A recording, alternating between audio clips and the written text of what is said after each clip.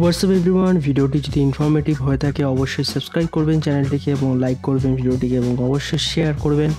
আজকে আমরা দেখতে চলেছি যে কি করে ফার্মা বা মেডিসিনে যে সমস্ত রকমের 3D বক্স ইউজ করা হয় প্রোডাক্ট লিস্টের জন্য, সেগুলো আমরা আজকে কী করে ক্রিয়েট করব দুটি মাত্র অ্যাপ বা সফটওয়্যার ইউজ করে। ফার্স্ট ওয়ান, যেটা আমরা ফটোশপ সবাই জানি বা ইলাস্ট্রেটর, যেখানে আমরা ডিজাইন ফাইল ক্রিয়েট করব। আর সেকেন্ড ওয়ান যেটা হচ্ছে একটা গোপন অ্যাপ, যেটা একদম আপনাদের ভিডিও শেষের দিকে কিন্তু বুঝতে পারবেন। সেই অ্যাপটার মাধ্যমে কিন্তু আমরা 3D ধরনের শেপ ক্রিয়েট করব, যেটা আপনি বিভিন্ন ধরনের ওয়েবসাইটে এবং সেখানে প্রোডাক্ট লিস্টেডের জন্য আপনারা দিয়ে থাকেন। তো ওয়েলকাম টু ক্রিয়েটার্স একাডেমি এবং আজকে আমরা স্টার্ট করি ভিডিওটা। তো আপনারা দেখতে পাচ্ছেন ক্রিয়েটার্স একাডেমি পেজটা খুলে রেখেছি, যদি ভালো লেগে থাকে অবশ্যই সাবস্ক্রাইব করবেন। তো এখন আমরা যেটা করব, একটা এক্সাম্পল আপনাদের দেখিয়ে দিই কেমন টাইপের আমরা আজকে করতে চলেছি। তো এটা হচ্ছে একটা, দেখতে পাচ্ছেন এক্সাম্পল। তো এখানে দেখতে পাচ্ছেন যেমন একটা ওষুধ রয়েছে, ওষুধের মানে একটা প্যাকেট রয়েছে। এই প্যাকেটটা 3D শেপ, যে বক্স শেপে রয়েছে, বক্স শেপে কী করে বানাবো, এখানে কোনো রকমের আমরা ব্লেন্ডার কোনো 3D সফটওয়্যার ইউজ করছি না, আর বরঞ্চ এর থেকে আরেকটি সহজ সফটওয়্যার কিন্তু আমরা ইউজ করব। তো ওটার মাধ্যমে কিন্তু আমরা 3D সফটওয়্যার 3Dটা বানাবো।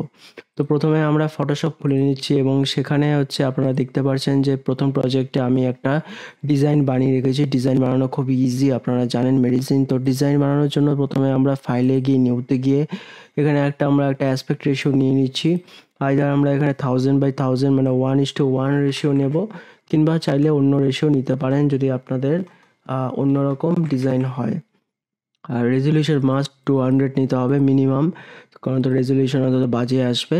তো এটা হচ্ছে একটা স্কোয়ার ফরম্যাটে রয়েছে। এখন সিম্পলি আমরা এখানে কিছু রুলার নিয়ে নিতে পারি, এখানে এরকম 3-4টা রুলার নিয়ে নিব। রুলার নেওয়ার পর হচ্ছে আমরা এখানে একটা সিম্পল হচ্ছে একটা ডিজাইন ড্র করছি। তো ডিজাইন ড্র করার জন্য আমরা এখানে একটা সিম্পল একটা বক্স দিয়ে দিচ্ছি।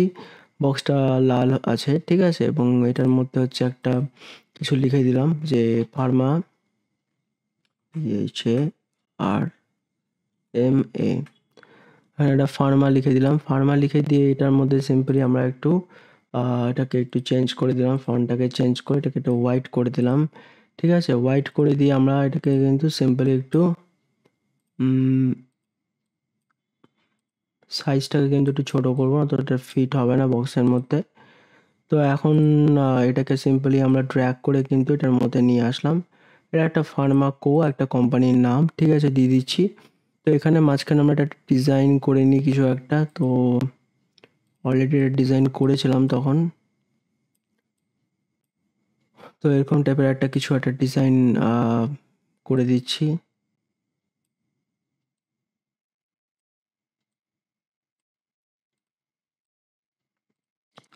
ঠিক আছে, এটার মধ্যে একটু কালারটা গ্রিন করে দিলাম, ঠিক আছে। সেম ওয়েতে আরেকটা এরকম ডিজাইন করে দিলাম। আমি একটা এক্সাম্পলের জন্য এরকম ডিজাইন করছি, আপনারা চাইলে অন্যরকম ডিজাইন করতে পারেন আপনাদের প্রোডাক্ট অনুযায়ী, কোম্পানির যে ডিজাইন আপনারা রাখতে চান সেই অনুযায়ী। তো আমি এখানে একটা নর্মাল ডিজাইন করে দিচ্ছি এখন, Ctrl Z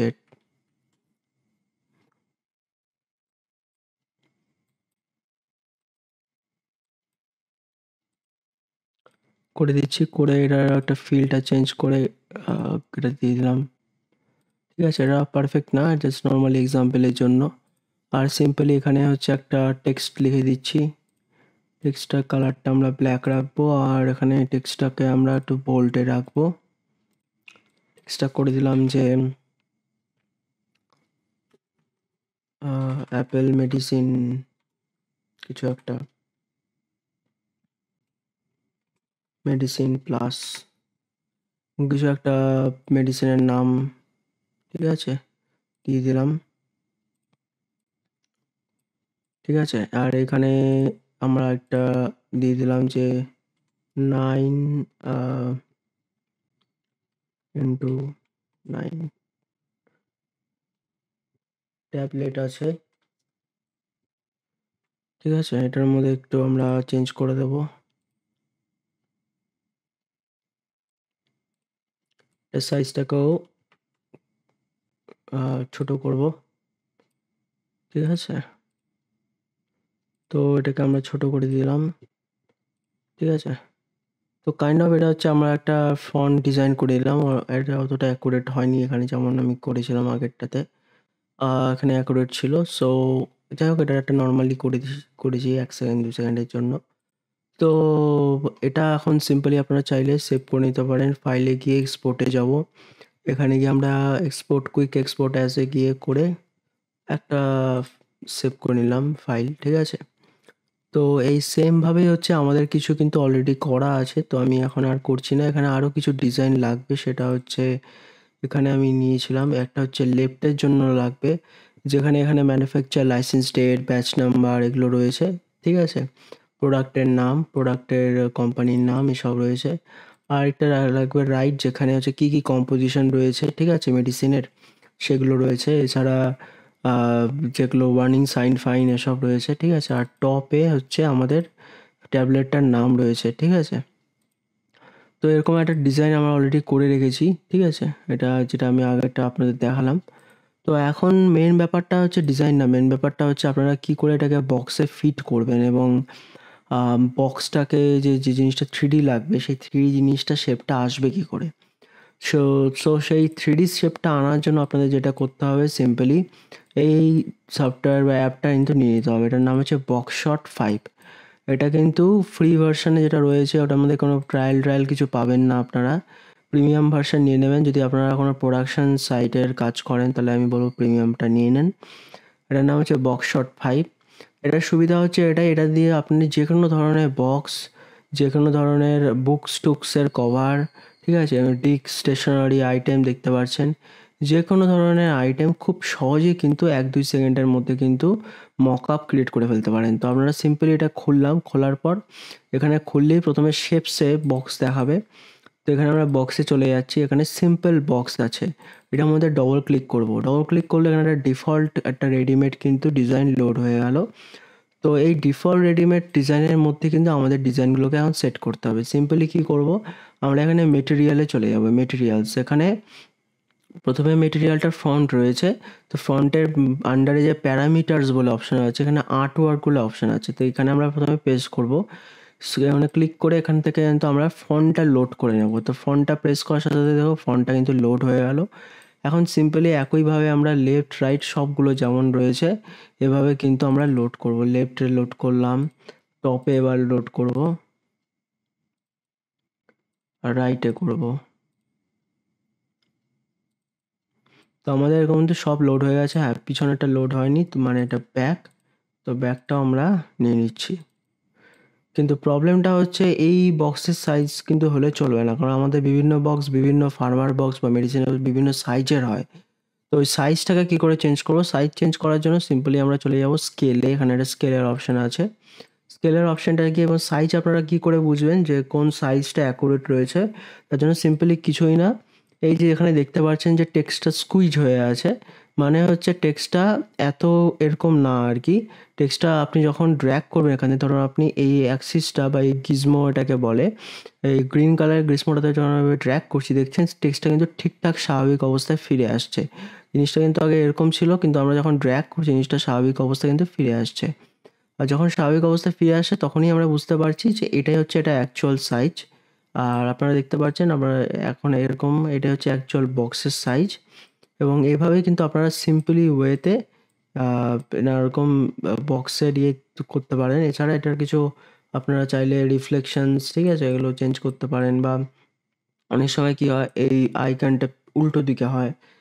যেমন ধরুন এখানে আমি যদি টপে চলে যাই, টপে চলে যাওয়ার পর এখানে ধরুন হচ্ছে আমাদের এটা উল্টো হবে। উল্টো হওয়ার জন্য আমাদের কী করতে হবে? এটাকে ঘোরাতে হবে। ঘোরানোর জন্য আমরা কী করব? এটাকে সিম্পলি আমরা এভাবে ঘোরাতে পারবো, ঠিক আছে? এছাড়া আমরা চাইলে এখান থেকে রিফ্লেকশনটার ইয়েটা চেঞ্জ করে দিতে পারি, ঠিক আছে? এভাবে কিন্তু আমরা অনেক কিছু চেঞ্জ করতে পারবো। রাফনেস চেঞ্জ করতে পারবো। এটার মধ্যে রাফনেসটা বাড়ালাম, কমালাম, ঠিক আছে? আর হচ্ছে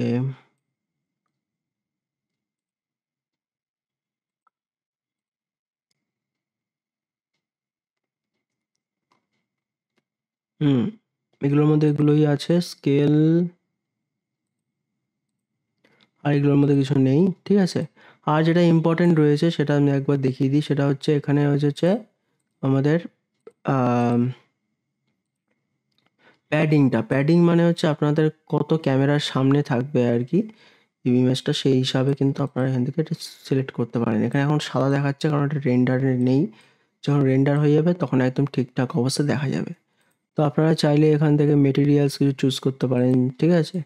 এটা যদি সিম্পল বক্স, তো আমরা সিম্পলই রাখছি। ডিস্টেন্স আপনারা এখান থেকে ক্যামেরার ডিস্টেন্স সিলেক্ট করতে পারেন, ক্যামেরা ওপর সাইড, ঠিক আছে, পাশে পিচ, ঠিক আছে, কতটা ঘুরবে ক্যামেরাটা এটাও চুজ করতে পারেন, ঠিক আছে। সব দিক থেকে কিন্তু আপনারা কিন্তু ডেপথ অফ ফিল্ডও দিতে পারেন আপনারা চাইলে, ঠিক আছে। এখানে যদি কোনো অবজেক্ট থাকে ডেপথ অফ ফিল্ড হয়ে যাবে। তো এখন চাইলে আপনারা এনভায়রনমেন্ট শ্যাডোটা দেখতে পারেন, কত শ্যাডো লাগবে, ঠিক আছে, রিফ্লেকশনটা কত লাগবে। যদি গ্রাউন্ড রিফ্লেকশন লাগে সেটাও আপনারা এখান থেকে কিন্তু চুজ করতে পারেন। একদমই ইজি, কোনো বড় কোনো কিছু না, একদমই বাচ্চাদের জিনিস। কারণ এটা 3D যে কোনো সফটওয়্যার কিন্তু ইউজ করলে কিন্তু অনেক কঠিন লাগে, ঠিক আছে। চাইলে ব্যাকগ্রাউন্ড দিতে পারেন কিংবা এই জায়গাটা প্লেন রাখতে পারেন, ঠিক আছে, কিংবা চাইলে ট্রান্সপারেন্ট করতে পারেন। ট্রান্সপারেন্ট করলে সুবিধাটা কি, আপনারা চাইলে পরে ফটোশপে এটার ব্যাকগ্রাউন্ড সেট করতে পারবেন, ঠিক আছে। আর সব থেকে ভালো যদি চান এখান থেকে ডাইরেক্ট কালার সিলেক্ট করে দিতে পারেন যেটা লাগে আমাদের,